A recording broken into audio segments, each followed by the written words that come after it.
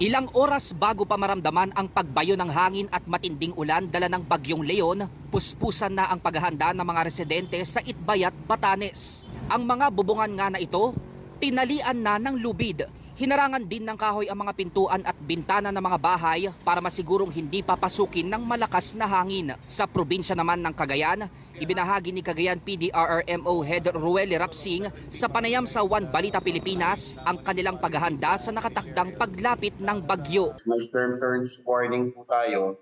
At sa panawagan po ng ating Secretary of National Defense at sa order ng DILG yesterday sa Regions 1, 2, and CAR, for all local city executives to implement the forced evacuations for highly susceptible areas.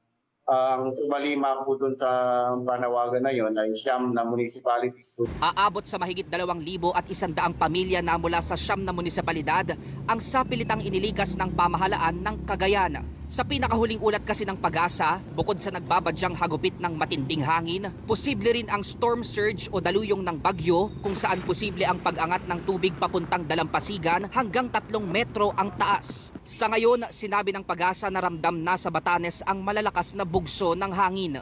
Dito po sa may Batanes at Babuyan Islands ay asahan po natin yung malakas na hangin, pati na rin po ang malakas na pag-ulan. Medyo compact po, siksik po ang bagyo. Ibig sabihin may kalakasan na po ito at may mata na nga po at super typhoon.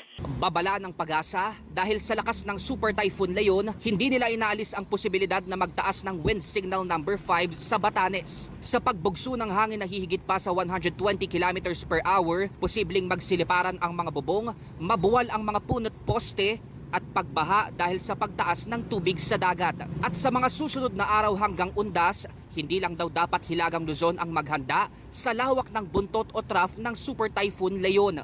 Dito po sa may Calabarzon area at ilang bahagi po ng Central Luzon, inaasahan pa rin po dyan ang maulap na kalangitan bukas at posible pa rin po ang katamtaman hanggang sa malalakas na pag-ulan. Pero Una nang sinabi ng Pag-asa na posibleng hanggang 6 na bagyo pa ang tatama sa bansa. Kaya ang paalala ngayon pa lang, maging handa para ligtas sa panahon ng sakuna. Mobile journalist Francis Orcio po, hatid ang mukha ng balita.